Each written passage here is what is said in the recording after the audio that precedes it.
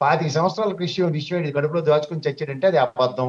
వీడికి పెనట్రేట్ చేసుకుంటూ హరికథలు చెప్పుకోవడం వీడికి అలవాటు కాబట్టి, ఆడపిల్లలను ముందెట్టి సెకండ్ రాజకీయాలు చేయడానికి అలవాటు చేసి, చంద్రబాబు గారిని అధిష్టానం అధిగమించే ముందు చంద్రబాబు గారి కన్నా ముందున్న రామారావు గారిని ఎలా భ్రష్టు పెట్టించాడు ఈడు ఆ పచ్చల్లోడు. ప్రపంచానికి తెలిసినా తెలియకపోయినా నేనైతే నొక్కి ఒక్కడి నుంచి మరీ చెప్తూ ఉంటాను. రెండోది, హీరు నిన్న చెప్పిన పథకవలి అండ్ పదజాలాలు ఇవన్నిటికీ ఒకటే ఒక విషయం చెప్తాను.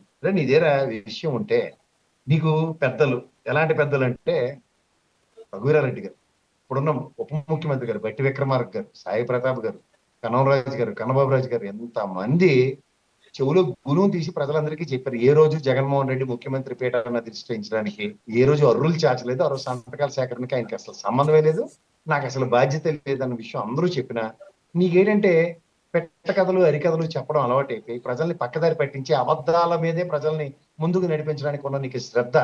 చూడు, రామారావు గారు లాంటి మనిషిని భ్రష్టు పెట్టించేసి ఎలా శాశ్వతంగా నువ్వు సర్వైవ్ అవుతున్నావో, కమ్మ సామాజిక వర్గం అందరూ ఓ ఓ అనగానే నీకు చిడతలాపారంలాగా వెంకయ్యనాయుడు గారు, ఈ ఎందుకు పనికిరాని జయప్రకాష్ నారాయణ ఇలాంటి వాళ్ళందరూ వచ్చి ప్రవచనాలు చెప్తుంటే పెళ్లి కలక సాక్ష్యాలుగా, ఆ రోజు పవన్ కళ్యాణ్ గారికి తీవ్ర అవమానాలు చేసినప్పుడు ఆయనకు పెళ్లి చేసినా సరే ఇవాళ మీ సన్నిధానంలో శాత తీరుతూ నువ్వు చేసినవన్నీ రైట్ అని చెప్తున్నప్పుడు ఏంటంటే నీ కళ్ళు నెత్తికెక్కి మెటమెట్లు ఆడిపోయి వస్తున్నావు. ఆ మెటమెట్లు ఆడిపోతున్నప్పుడు ఏంటంటే నీ కన్ను మిన్ను కాదు. నీకు మాట చెప్తా, ఎక్స్ చక్కర్లో ఎవరైనా డబ్బులు చేతులు ఎట్టాడు అనుకో ఏటవుతుందంటే జైలే. అప్పుడు ఎక్కడ చచ్చావు నువ్వు? రాయడానికి దమ్ము ధైర్యం లేక చంద్రబాబు గారికి అక్రమ అరెస్ట్ చచ్చావు.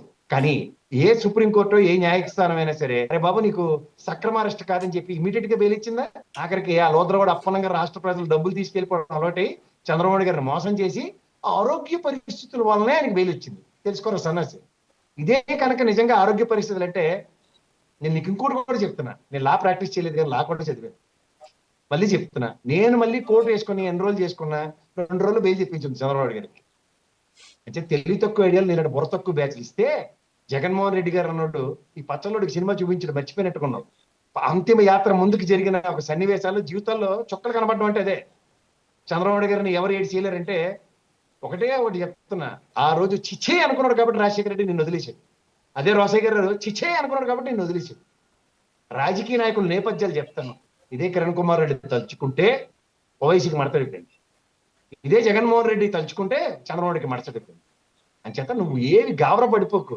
ప్రజాక్షేత్రాల్లో ప్రజాస్వామ్యంలో ప్రజలు ఎన్నుకున్న ప్రజా ప్రభుత్వాలు ఎక్స్చెక్కర్ని ప్రొటెక్ట్ చేయడానికి వాళ్ళని కస్టోడియన్స్ గా ఎన్నుకుంటారు ప్రజలు. అక్కడ తిమ్మిరేషాలు వేస్తే నీలా పెన్నకి తీరువ దిబ్బలైన నా దిక్కుమాల రాతలు నోరుంది కదా అని అడ్డమైన చెత్త మాటలు మాట్లాడడానికి అది వెసులుబాట్లు ఉండవు.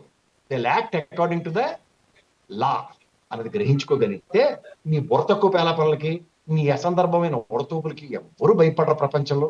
నువ్వుకి జడుస్తాడు అంటే ఇందాక నీకు చెప్పిన ఉపమానం, కనకపు సింహాసనం మీద దేని కూర్చోబెట్టారో తెలుసు, దానికి జరిసినట్టే లెక్క.